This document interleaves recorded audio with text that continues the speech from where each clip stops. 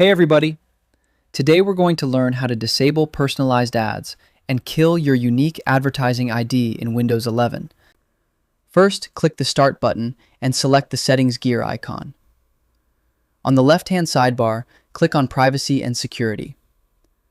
Under the Windows Permissions section, click on General, or if you on the latest 2026 updates, click Recommendations and Offers.